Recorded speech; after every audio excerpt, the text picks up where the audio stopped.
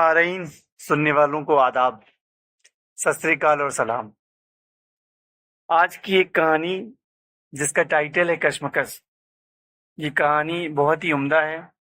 اور کافی کشمکش میں ہے، تو آپ اس کہانی کو ضرور سنیں۔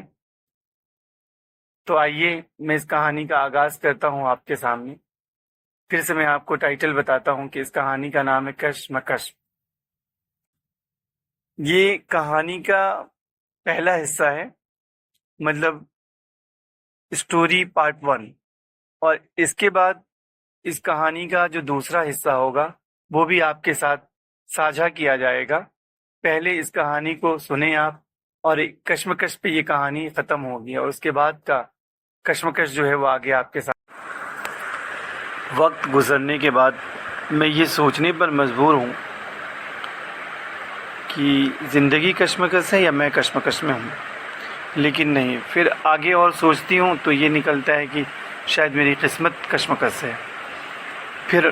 بھی کہتی ہوں نہیں، قسمت کیسے کشمکش ہے، کیونکہ زندگی میں کئی ایسے موڑ آئے جہاں بہت کچھ ملا، اور میں اپنے گھر پہ لگے کانچ کو دیکھتے ہوئے سوچ ہی رہی تھی کہ اچانک پیچھے سے آواز آتی ہے، مون، جو کہ میرا ہی نام ہے، بڑی تیزی سے بلایا جا رہا تھا۔ تو میں آتی ہوئی آواز کی طرف اپنا دھیان لگاتے ہوئے ادھر دیکھی تو ماں بلا رہی تھی مجھے۔ خیر میں گئی اور جیسے تیسے ان کی باتیں سن کے واپس آئی، اور پھر میں اپنی کشمکش پہ سوچنے لگی کہ سچ سوچوں یا کشمکش میں ہی چھوڑ دوں۔ خیر پھر اندر سے آواز آتی کہ نہیں، آج تم اپنی کشمکش پہ سوچ ہی لو۔ پھر میں سوچنے لگی، تو میں نے یہ سوچا کہ جب سے ہوش سنبھالا ہے تو پورے گھر میں گونجتا ہوا اپنا نام ہی پایا ہے، مون مون مون۔ ایسا لگتا ہے اس گھر کی دیوار چاروں طرف سے میری ہی آواز لگاتی ہے اور میرا ہی نام پکارتی ہے، لیکن پھر جب رکتی ہے تو ایک کشمکش پھیل جاتی ہے، اور میں اس کشمکش پہ سوچنے لگتی ہوں کہ آخر ہے کیا۔ خیر میں آگے بڑھتی ہوں اور دیکھتی ہوں کہ میری تعلیم شروع ہوتی ہے، اور جس طرح سے سارے بچے اسکول جاتے ہیں ویسے میں بھی جاتی ہوں، اور میرا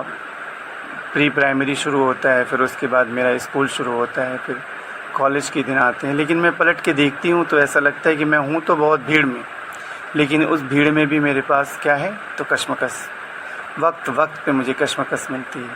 کرتے کرتے میں نے 8ویں کی ایگزام دیے اور اللہ اللہ کر کے پاس ہو گئی اور آگے بڑھ گئی۔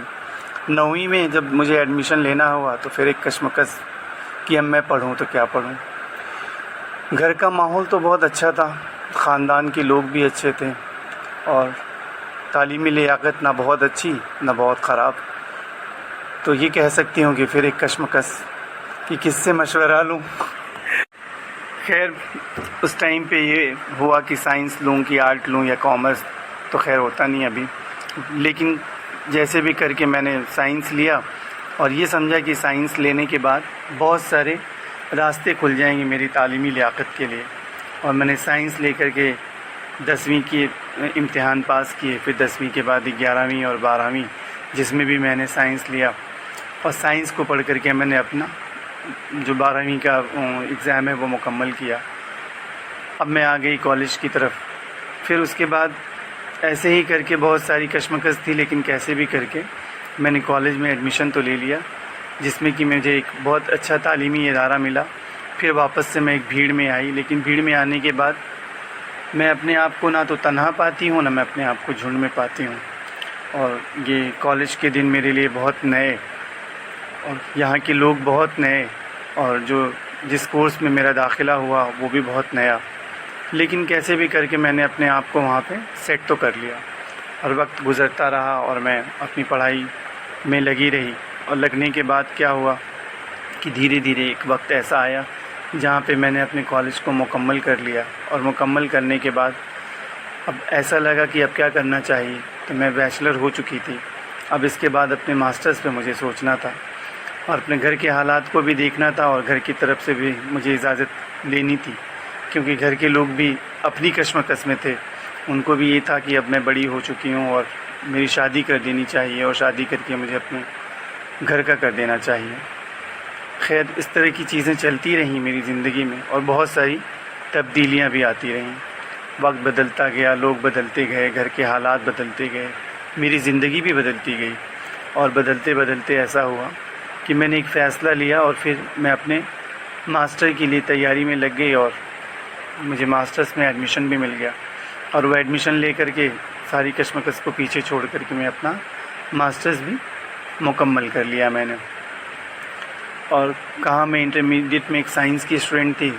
اور سائنس کو چھوڑ کر کے میں نے آرٹ کا انتخاب کیا، اور آرٹ میں نے گریجویشن بھی کر لیا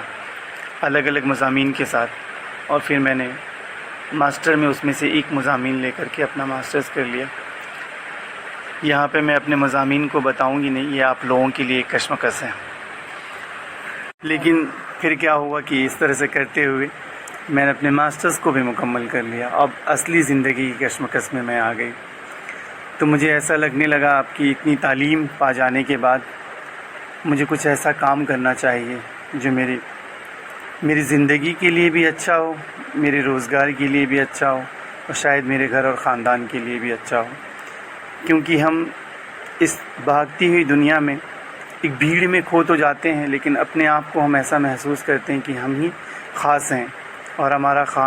خاندان خاص ہے، اور ہماری تعلیم خاص ہے۔ لیکن جب ہم اس بھیڑ میں اپنے آپ کو ڈھونڈتے ہیں تو ایسا لگتا ہے کہ بہت سارے خاص مل کر کے ایک عام بنا دیتے ہیں، اور ایسا لگتا ہے کہ ساری زندگیاں تو اپنے آپ کو خاص محسوس کرتی ہیں، لیکن سب اپنے آپ میں ہی خاص ہیں، اور باہر نکل کے سارے عام ہیں۔ پھر اس طرح سے زندگی کی دوڑ چلتی ہی رہتی ہے، وقت گزرتا رہتا ہے، شادی کے بہت سے رشتے آتے ہیں، اور بہت سے رشتے کبھی ہماری طرف سے انکار کر دیے جاتے ہیں تو کبھی رشتے والے ہی انکار کر جاتے ہیں۔ تو خیر یہ کشمکش تو چلتی ہی رہتی ہے۔ پھر وقت کے ساتھ ایسا ہوتا ہے کہ نہیں، اب مجھے بہت کچھ کر لینا چاہیے اپنی زندگی میں، اور مجھے سب سے پہلے ایک روزگار تلاش کرنا چاہیے، اور دھیرے دھیرے جو مون کی چمک تھی وہ کم ہوتی گئی، کیونکہ ایک وقت ہوتا ہے نا، انسان اپنے گھر کے سارے خاندان کے لوگ آپ سے ایک امید رکھتے ہیں، وہ امید جب پوری نہیں ہوتی تو ایسا لگتا ہے کہ وہ چاند کی چمک تو نہیں کم ہوتی، لیکن ہماری چمک کم ہو جاتی ہے۔ اور اس طرح سے میں آگے بڑھتی رہی۔ پھر اس کے بعد کیا ہوا کہ ایک وقت آیا جہاں پہ مجھے لگا کہ اب میں کچھ نہیں کر سکتی، تو چل کے ایک پرائیویٹ اسکول جوائن کر لیتی ہوں، اور پرائیویٹ اسکول جوائن کر کے میں نے اپنی تعلیمی زندگی کو تو چالو ہی رکھا، اور اس کے ساتھ ساتھ میں جو میری اپنی زندگی ہے وہ اصل زندگی بھی شروع ہو گئی۔ لیکن میرے ساتھ ایک مسئلہ تھا جو نفسیاتی مسئلہ تھا، وہ یہ نفسیاتی مسئلہ تھا کہ میں نے اپنی زندگی میں خواب بہت بڑے بڑے سجا رکھے تھے، اور جب میں نے یہ چھوٹی سی نوکری، چھوٹی سی اس لیے کہہ رہی ہوں کیونکہ نوکری کے خواب میں نے بہت بڑے دیکھ رکھے تھے، اور میرے لحاظ سے یہ نوکری مجھے چھوٹی لگتی تھی، کیونکہ اس میں جو ذریعہ معاش تھا وہ بہت کم تھا۔ اتنے پیسوں میں اپنی خود کی زندگی کا گزارنا تو بہت مشکل ہے، کسی دوسرے کی مدد کرنا تو ہم سوچ بھی نہیں سکتے۔ اس لیے مجھے ایسا لگتا تھا کہ یہ نوکری میرے لیے ویسی نہیں جو میرے سپنے تھے، لیکن خیر کر کچھ نہیں سکتے، کیونکہ سارے حالات، دنیا کے حالات، اپنے گھر خاندان کے حالات، میرے تعلیمی حالات سب مجھے اور آپ کو پتہ ہیں کہ بے روزگاری کیا ہوتی ہے اور بھیڑ کیا ہوتی ہے۔ تو اس طرح سے کر کے میں اپنی زندگی کو لے کے چلنے لگی، لیکن مجھے ہر رات یہ لگتا تھا کہ میں اگلی صبح اٹھ کر کے کچھ نیا کام کر جاؤں گی۔ پھر میں بہت سارے اب تو ذریعے بن گئے ہیں، کبھی ویب سائٹ کو وزٹ کرنا، کبھی بہت سارے چینلز کو دیکھنا، اور ہر جگہ سے یہی پتہ کرنے کی کوشش کرتی کہ شاید میری تعلیمی لیاقت کے مطابق مجھے کوئی روزی روٹی مل جائے۔ لیکن جب بھی کبھی فارم وغیرہ آتے اور میں اپلائی کرتی تو مجھے ایسا لگتا کہ بس میں اس پوسٹ کے لیے ہی ہوں، اور یہ پوسٹ میرے ہی لیے ہے۔ لیکن جب میں اس میں جاتی اور جانے کے بعد میں دیکھتی، جب اس کے نتائج آتے تو پتہ چلتا لسٹ میں تو میرا نام ہی نہیں ہے، اور یہ زندگی مجھے ہر وقت ایسے لگتی کہ یہ کشمکش ہی ہے، اور میں آگے چلتی رہی۔ پھر ایسے ہی سب کچھ ہوتا رہا، اور کبھی میں اپنے اسکول میں بیٹھتی تو جو دوسرے میرے ساتھ کام کرنے والی خواتین ہیں یا جو بھی دیگر اساتذہ ہیں، ان کے ساتھ بہت ساری باتیں ہوتی، تو ان باتوں میں میری زبان سے یہ بھی نکل جاتا کہ میں کس ادارے سے پڑھی ہوں، میں نے کون سی تعلیم لی ہے۔ اور کہیں نہ کہیں لوگ یہ سرگوشی بھی کرتے تھے کہ اتنی ہی تعلیمی لیاقت اچھی تھی اور اتنے ہی ادارے اچھے تھے تو یہاں کیوں ہیں؟ تو پھر مجھے لگتا کہ یہ بھی کشمکش میں ہے. پھر مجھے بھی لگتا کہ نہیں، سچ اپنی تعلیمی لیاقت یا اپنی چیزوں کے بارے میں زیادہ بتانے کا کوئی فائدہ نہیں، کیونکہ آج کی دنیا جو ہے وہ نتائج کو دیکھتی ہے. ان کے لیے ڈگریوں کا انبار کوئی معنی نہیں رکھتا اور ان کے لیے زبانی باتیں کوئی معنی نہیں رکھتی، کیونکہ آج کی دنیا مادی چیزوں پہ چلتی ہے، مطلب مٹیریلسٹک چیزوں پہ چلتی ہے. ان کے لیے مٹیریل زیادہ اہمیت رکھتا ہے. تو اس طرح سے کر کے دھیرے دھیرے میں وہی سوچتی کہ جیسے چاند جب نکلتا ہے تو اس کی چمک زیادہ ہوتی ہے اور جب دھیرے دھیرے ڈھلتا ہے تو چمک کم ہوتی ہے، اور دھیرے دھیرے کیا ہوتا ہے کہ وہ پوشیدہ ہو جاتا ہے اور سورج اپنی چمک کے سامنے چاند کی چمک کو چھپا دیتا ہے. اور ایسے ہی میں بھی چلتی رہی، لیکن جب کبھی پیچھے مڑ کے دیکھتی تو مجھے ایسا لگتا خیر ایسے کر کے وقت نکل گیا اور میں زندگی کے بہت آدھے راستے پہ تو ایسا ماننے لگی تھی کہ میں آ گئی ہوں، لیکن جو مجھے حاصل کرنا تھا زندگی میں وہ حاصل نہیں ہوا. اور آج بھی میں اس انتظار میں ہوں کہ مجھے وہ سب کچھ ملے گا جو میں اپنی زندگی میں چاہتی تھی، لیکن مجھے ایسا اب نہیں لگتا کہ مجھے ملے گا. خیر ایسے کرتے وقت بھی نکلتا گیا اور میری ایک دن طبیعت خراب ہو گئی. اور طبیعت خراب ہوئی تو مجھے ایسا لگا کہ بس نارمل سی چیز ہے، طبیعت خراب ہوئی کوئی بات نہیں، دوا لیں گے، ڈاکٹر کو دکھائیں گے اور اچھی ہو جاؤں گی. اور لیکن وقت کے ساتھ ایسا لگا ہی کہ ہاں کوئی بات نہیں ہے. ڈاکٹرز کے پاس بھی گئی اور جا کر کے دکھایا تو کوئی ایسا مسئلہ نہیں تھا. دوائیں لی اور واپس سے اچھی ہو گئی، اور اچھی ہونے کے بعد پھر اپنی کام کاجی زندگی میں واپس آ گئی. اور آنے کے بعد جس طرح زندگی چل رہی تھی واپس چلنے لگی. پھر رفتہ گھر میں بھی کافی پریشانیاں ہوتی رہیں. میں تو ٹھیک ہو گئی لیکن میرے والد کی طبیعت خراب ہو گئی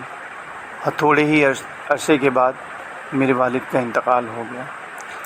جب والد کا انتقال ہوا تو مجھے ایسا لگا کہ اب میں نے زندگی میں نہ کچھ حاصل کیا ہے اور نہ کچھ آگے حاصل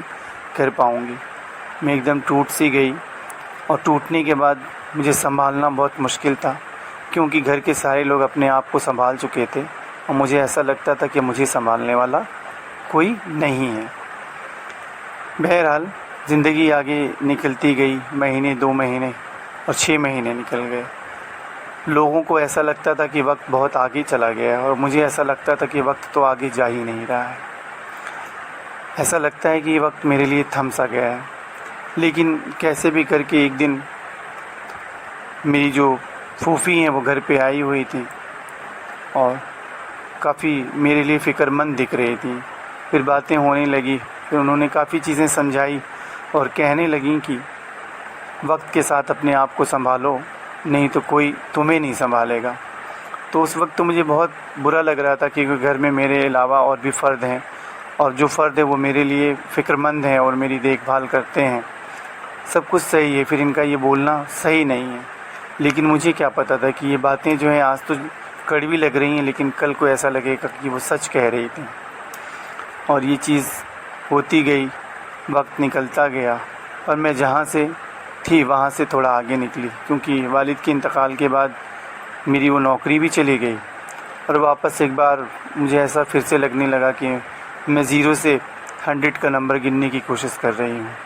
کہ ابھی تو 0 ہے، پھر 0 کے بعد مجھے 100 پہ جانا ہوگا. خیر بہت ساری جگہوں پہ اپنے اپلیکیشن فارم وغیرہ بھرے، بہت سی جگہوں پہ انٹرویو دیا، بہت سی جگہوں پہ گئی، بہت سی دشواریاں بھی دیکھی، اور ان دشواریوں کے ساتھ پھر سے مجھے ایک نوکری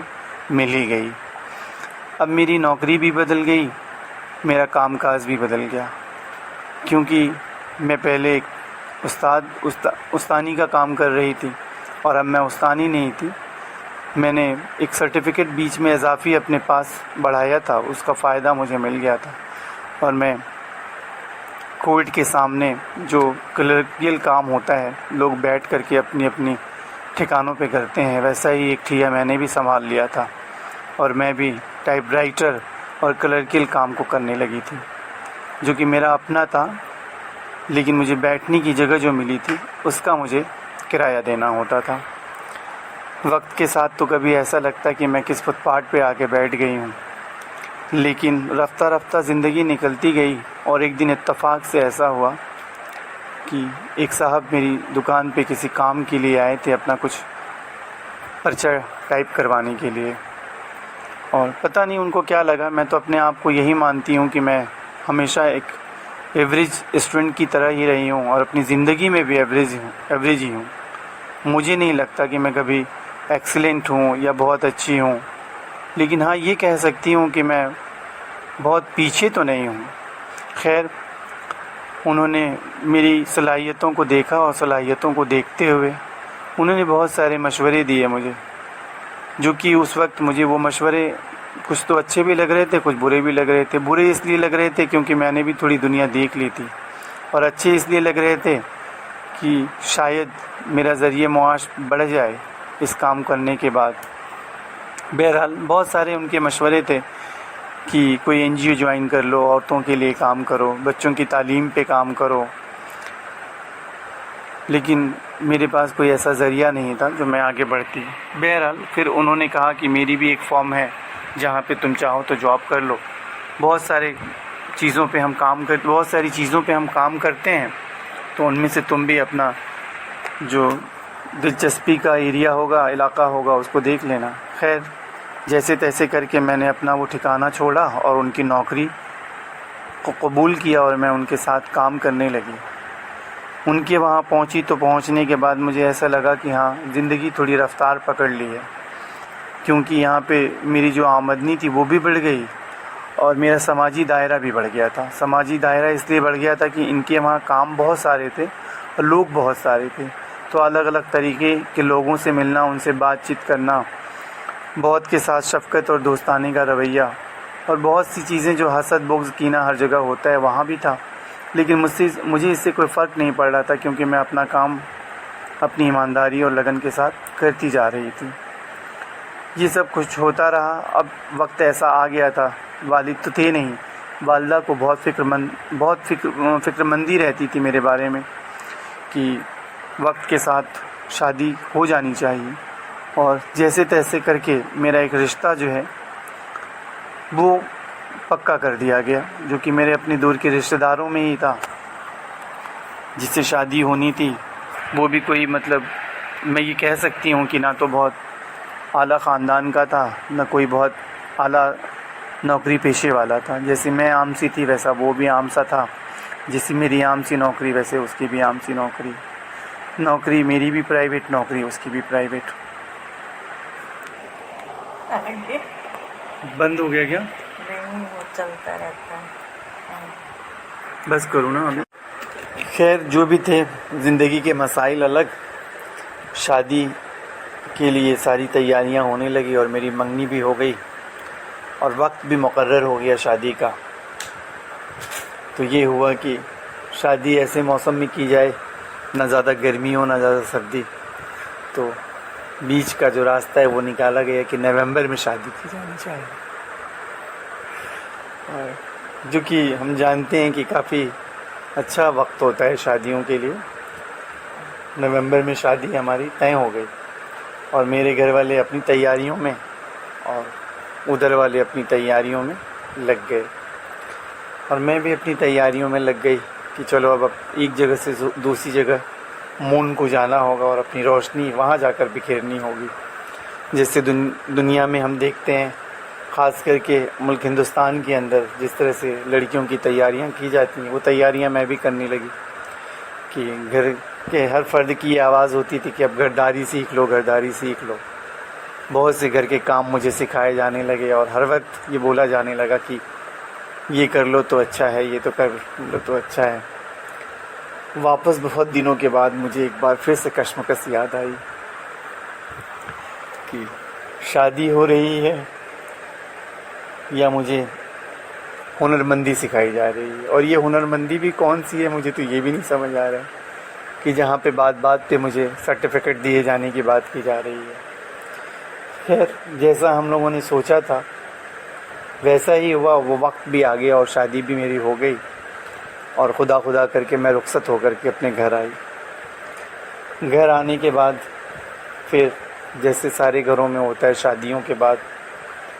لمبے سمے تک گھر کے اندر ایک خوشحالی ہوتی ہے اور ایک دوسرے کو جاننے کی کوشش کی جاتی ہے۔ پھر ایسے کر کے 1 مہینے کا وقت نکل گیا، پھر دھیرے دھیرے زندگی اپنی پٹری پہ واپس آنے لگی۔ اور ایک فائدے کی بات یہ تھی کہ میرا مائکہ اور سسرال جو ہے، میرا جو کیا کہتے ہیں ورک پلیس تھا، اس سے بہت دور نہیں۔ تو مجھے ایسا لگتا تھا کہ شاید میں واپس اپنی نوکری پہ جا سکوں اور جا کے اپنا کام کر سکوں، جو کہ نہ میرے گھر والوں کو کوئی پریشانی تھی، نہ میرے سسرال والوں کو کوئی پریشانی تھی۔ اور پھر اس طرح سے کر کے میں اپنی چھٹیاں جو میں نے لی تھی، وہ چھٹیاں مکمل کر کے میں واپس اپنی نوکری پہ جانے لگی۔ میرا شوہر اپنی نوکری پہ جانے لگا اور ہم سارے اپنے کام میں لگ گئے۔ لیکن جو میری زندگی کا خواب تھا، وہ خواب ایسا لگتا تھا کہ اب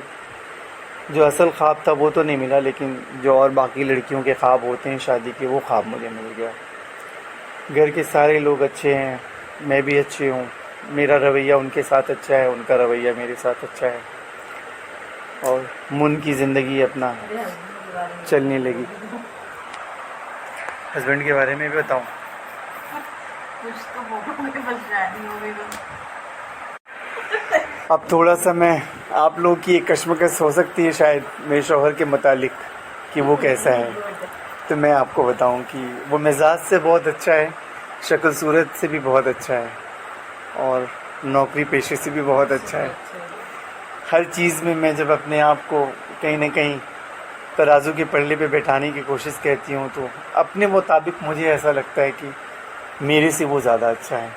لیکن جب کبھی اس سے بات کرتی تو وہ مجھ سے کہتا کہ میرے سے زیادہ تم اچھی ہو۔ خیر، مجھے ایسا لگتا ہے کہ پھر دونوں ایک کشمکش میں ہیں، اور یہ چیزیں آگے بڑھتی رہی۔ لیکن یقیناً یہ بات بتاؤں کہ شوہر میرا اچھا ہے، اس کی ہر چیز مجھے اچھی لگتی ہے، اور زندگی بھی بہت اچھی لگنے لگی ہے اب۔ لیکن جیسے سارے گھروں میں تھوڑے بہت مسائل ہوتے ہیں، ویسے مسائل یہاں بھی اب دکھنے لگے تھے، اور سب کے رویوں میں تھوڑی تبدیلیاں بھی ہونے لگی تھیں، اور تھوڑی دشواریاں بھی آنے لگی تھیں میری نوکری کی وجہ سے، کیونکہ مجھے صبح جانا اور شام آنا، باقی عورتوں کی طرح پورا دن میں گھر تو نہیں رہ سکتی، تو اس لیے کافی کانوں میں آوازیں میرے سنائی پڑتی کہ کچھ لوگوں کا کہنا ایسا ہے، جیسے ساس ہیں اور دوسرے لوگ بھی ہیں، تو ایسا کہتے ہیں کہ نوکری کرنا کوئی ضروری نہیں ہے، گھر کی گھرداری کرنا ضروری ہے، جبکہ مجھے لگتا ہے کہ نوکری کرنا کیوں نہیں ضروری ہے۔ آج بھاگتی ہوئی اس دنیا میں جہاں پہ ہم یہ کہتے ہیں کہ خواتین اور مرد 50% ہیں، تو جب مرد اور عورتیں برابر نمبرات میں ہیں تو دونوں کا کام کرنا ضروری ہے، کیونکہ اگر دونوں مل کے کام کریں گے تو گھر کو ہم آگے لے جا سکتے ہیں، اور دونوں اپنی اپنی ضروریات کو اپنے سے پورا کر سکتے ہیں۔ خیر، یہ ساری چیزیں تو چلتی رہی، اور میں نے بیچ کا راستہ بھی نکال لیا۔ میں اپنے آپ پہ اور کام کرنے لگی کہ میں صبح جلدی جگ کے گھر کے سارے کام کاج کو کر کے اور اپنے آفس چلی جاتی، پھر واپس آ کر کے گھر کے جتنے بچے ہوئے کام ہیں ان کو میں کر لیتی۔ لیکن ایک بات بتاؤں جو کہ اہمیت کی ہے، کہ میرے شوہر کی طرف سے کوئی مسئلہ نہیں تھا، وہ ہمیشہ میری مدد بھی کرنے کی کوشش کرتا، لیکن جو معاشرہ ہے وہ بیچ میں آ جاتا، کیونکہ ہمارے معاشرے نے عورتوں اور مردوں کے کام کو الگ الگ بانٹ رکھا ہے، اور جہاں پہ ضدی معاشرہ ہو تو اس معاشرے کے اندر تو نہ مرد اور عورت کا کام کر سکتا ہے، نہ عورت مرد کا کام کر سکتی ہے، سب کو اپنا اپنا ہی کام کرنا ہوتا ہے۔ خیر، اب میں زندگی کے ایسے موڑ پہ چل رہی تھی جہاں مجھے سب کچھ لے کے چلنا تھا، اور خدا کر کے ایک وہ دن بھی آیا جس کا سب کو انتظار ہوتا ہے شادی کے بعد، اور میں ماں بننے والی تھی۔ ڈاکٹر نے ایسا جب بتایا تو میں نے گھر والوں کو بتایا، سارے گھر میں خوشحالی تھی اور سارے ہی خوش تھے، اور میں بھی بہت خوش تھی، کیونکہ میری زندگی میں تبدیلیاں دھیرے دھیرے آنے لگی تھی، اور مجھے ایسا لگتا تھا کہ میری زندگی کا وہ خواب تو نہیں ملا جو میں نے اپنی تعلیم سے چاہا تھا، لیکن باقی جو خواب میں نے بہت اچھے سے نہیں سوچا تھا وہ سارے خواب میرے پورے ہو رہے تھے، اور میں بھی وقت کے ساتھ بہت تیزی سے بھاگنے لگی تھی، اور مجھے ایسا لگتا تھا کہ میں بہت تیزی سے بھاگ رہی ہوں، اور مجھے ایسا کبھی کبھی یہ بھی سوچتا تھا کہ اب میری زندگی سے کشمکش ختم ہو گیا ہے اور میری زندگی کی رفتار تھوڑی دھیمی ہو جانی چاہیے، جس سے میں اپنے سارے جو یہ میرے پل ہیں ان پلوں کو میں انجوائے کر سکوں، اچھے طریقے سے اپنی یادگار بنا سکوں۔ اور ایسے کرتے کرتے خدا کر کے وہ دن بھی آیا جس دن میری ایک ننھی سی پری اس دنیا میں آئی، اور ہم سارے ہی بہت خوش تھے، میں بھی بہت خوش تھی، اور اس ننھی پری کا اچھا سا نام بھی رکھا ہم نے۔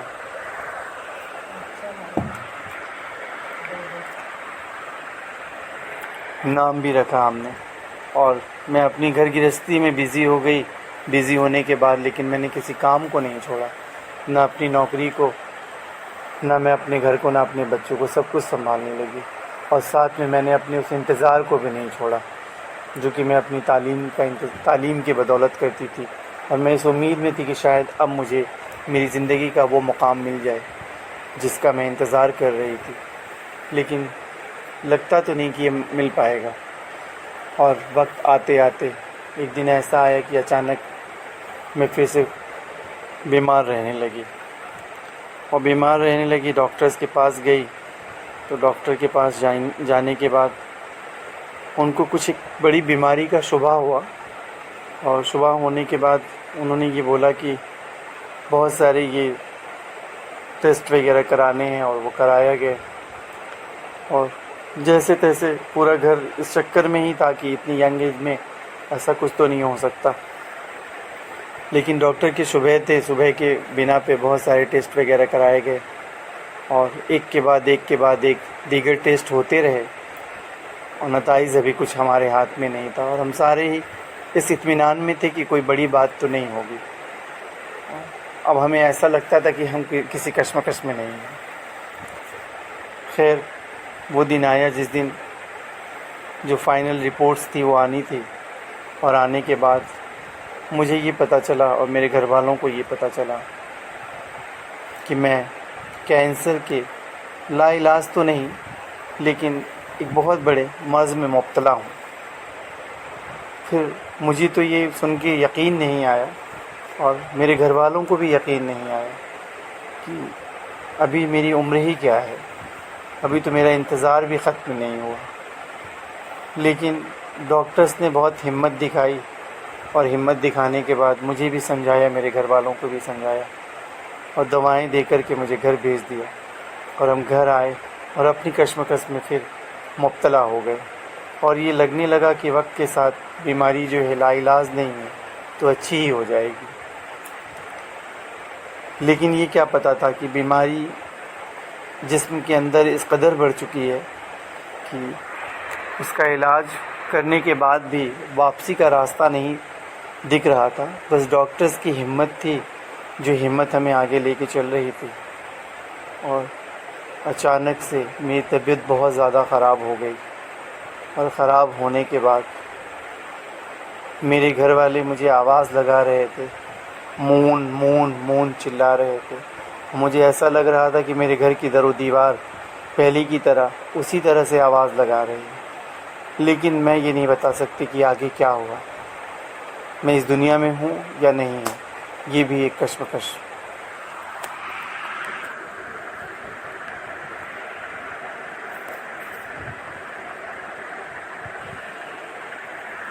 سیو کر لوں۔